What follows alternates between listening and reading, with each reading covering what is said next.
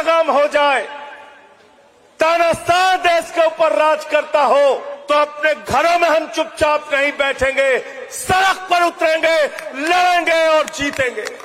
कौन चला रहा है हिंदुस्तान को इस वक्त? सिर्फ 4 लोग। लिख के जाओ, कागज पर नाम बताता हूं।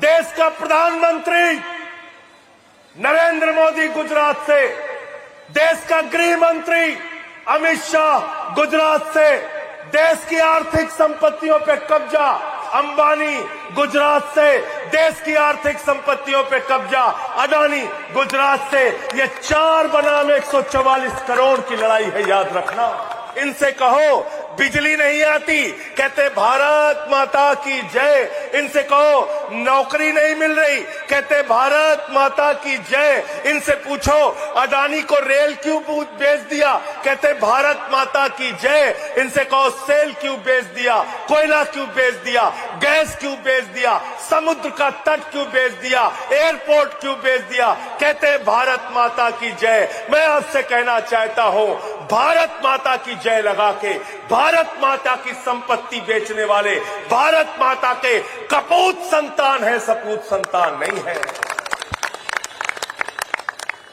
और क्या कहते हैं?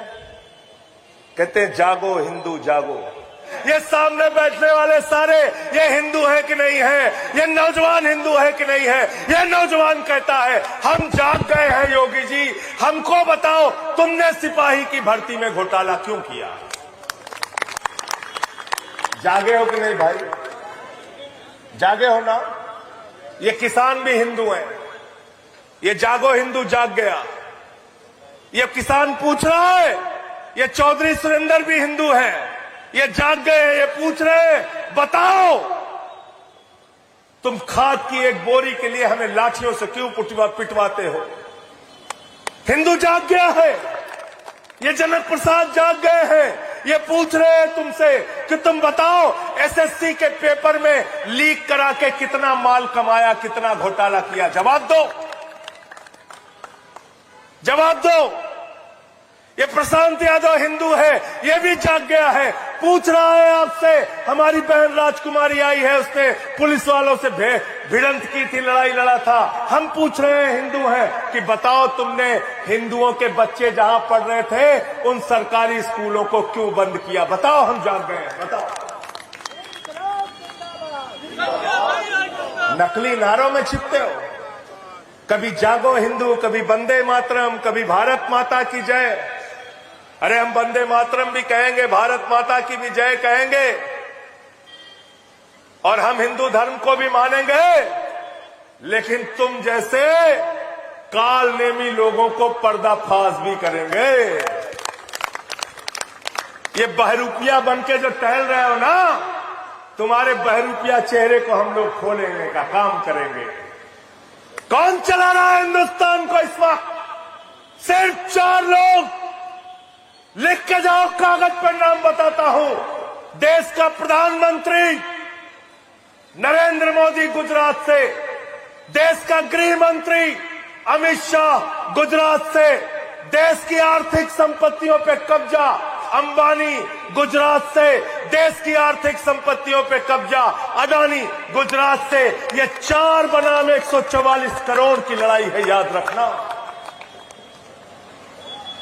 उसी गुजरात में तो गांधी हुए, उसी गुजरात में सरदार वल्लभ भाई पटेल हुए, उनको हम नमन करते हैं। लेकिन ये गुजरात के 4 लोग ये देश की आर्थिक सत्ता और देश की राजनीतिक सत्ता पे कब्जा किए हुए हैं, ये हमें मंजूर नहीं है। देश बेच के खाई मलाई, देश को लूटने का काम कर रहे हैं। यहां पे एक बिजली मंत्री है, क्या नाम है उनका? एके शर्मा। गर्मी में सब परेशान थे, पहुंच गए, पसीना आ रहा था लोगों को, कहने लगे मंत्री जी, मंत्री जी, मंत्री जी, लाइट नहीं आ रही है, बच्चे रात में सो नहीं पाते। बोले जय श्री राम। भगवान श्री राम ने आपको कहा है कि तुम नाकारे बनो, तुम अपनी प्रजा की सेवा ना करो। भगवान श्री राम ने आपसे कहा है कि बिजली मंत्री के तौर पे तुम बिजली ना दो, फिर हमारा नारा लगा के लोगों को मूर्ख बनाओ। ये झूठे लोग हैं, याद रखना। इसीलिए मैंने इनकी पार्टी का नाम रखा है भारतीय झूठा पार्टी। और एक हमारे प्रधानमंत्री हैं, उनका तो विश्व रिकॉर्ड है झूठ बोलने। जापान जाएंगे कहेंगे जापान से हमारा पुराना रिश्ता है, चीन जाएंगे कहेंगे हमारा चीन से पुराना रिश्ता है, बिहार गए कहने लगे यदुवंश से हमारा पुराना रिश्ता है, बलिया गए कहने लगे बलिया से हमारा पुराना रिश्ता है, पंजाब गए कहे हमारा सिखों से पुराना रिश्ता है, ईसाइयों के बीच बोले ईसाइयों से हमारा पुराना रिश्ता है, मुसलमानों के बीच में बोले बोरा कम्युनिटी से हमारा पुराना रिश्ता।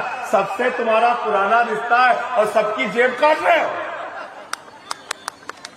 सबकी जेब काटने का काम कर रहे हो। इस देश के अंदर अगर सड़क खामोश हो गई तो संसद आवारा हो जाएगी। संसद में जो ताना साहब बैठा है उसको जगाने के लिए सड़क को जिंदा रखना पड़ेगा। कह रहे हिंदू राष्ट्र बनाना है, मैंने कहा ये देश संविधान से चलेगा, बाबा साहब डॉक्टर भीमराव अंबेडकर के संविधान से चलेगा।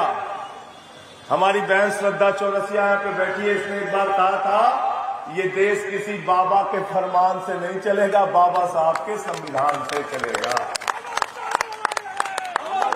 और उस संविधान में लिखा है कि भारत एक धर्मनिरपेक्ष राष्ट्र है और अगर ऐसी कोई कोशिश हुई तो कल को कोई सिख राष्ट्र मांगने लगेगा, कोई तमिल राष्ट्र मांगेगा, कोई तेलुगु राष्ट्र मांगेगा, कोई उत्कल राष्ट्र मांगेगा, कोई तेलंगाना राष्ट्र मांगेगा, कोई बंगला राष्ट्र मांगेगा। पवन तिवारी जी कहेंगे हमारा काशी राष्ट्र घोषित करो, हम कहेंगे सुल्तानपुर को राष्ट्र घोषित कर, हम वहीं से राष्ट्रपति बन जाएगा। मिर्जापुर पीछे मांगे लागे तुरंत। ये सब नहीं चलेगा, ये देश को तोड़ने और बांटने की कार्रवाई है।